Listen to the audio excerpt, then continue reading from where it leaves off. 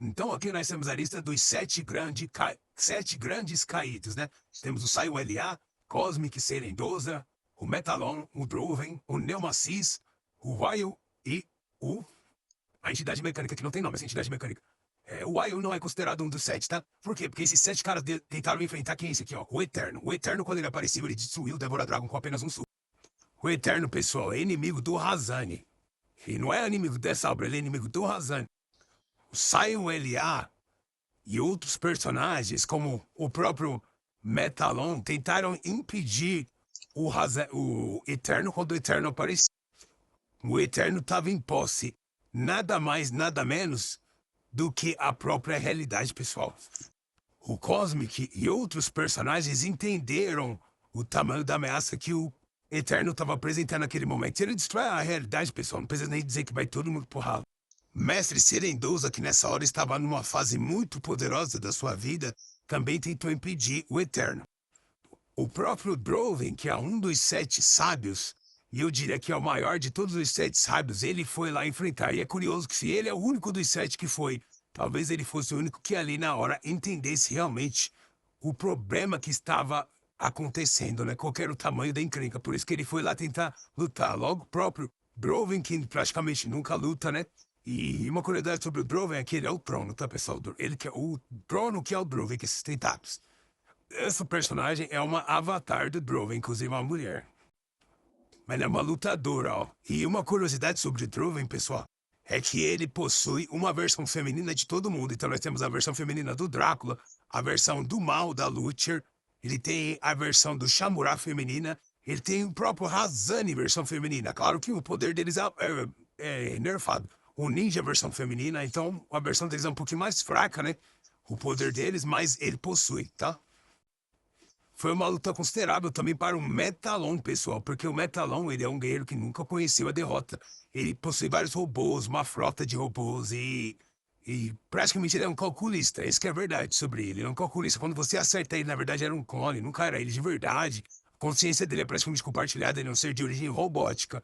Filho, inclusive, da entidade mecânica. Essa entidade mecânica, pessoal, ela foi lutar com o Eterno para proteger o filho dela, que é o Metalon.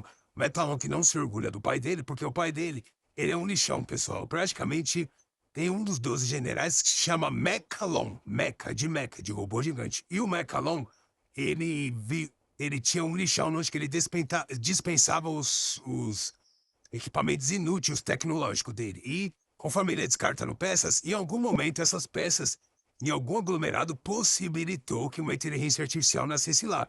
Mas o lixão dele, pessoal, não se enganem, é infinitamente grande. No infinito é um exagero, mas é muito, muito grande. Uma das maiores coisas que tem no universo é esse lixão dele.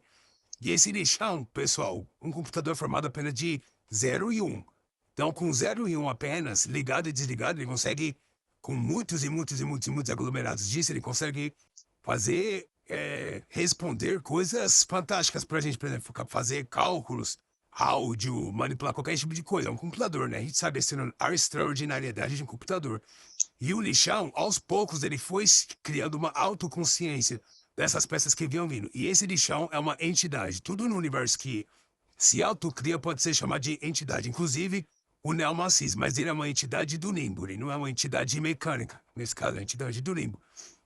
Essa máquina se autocriou e criou um filho para ela. Porque ela entende que ela era filho do Mechalon. Então, Mechalon é neto do Mechalon, que é, teoricamente, pai ou criador por acidente da entidade mecânica.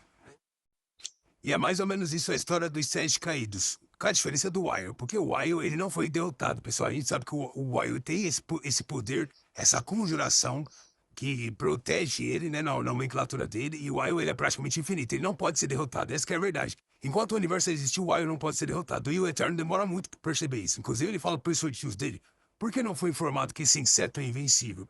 Quando ele percebe que o Wild não é questão dele ser derrotado, ele começa a usar o Wild como bala de canhão, inclusive, para vocês verem um nível de diferença, a diferença do nível do poder de um pro outro.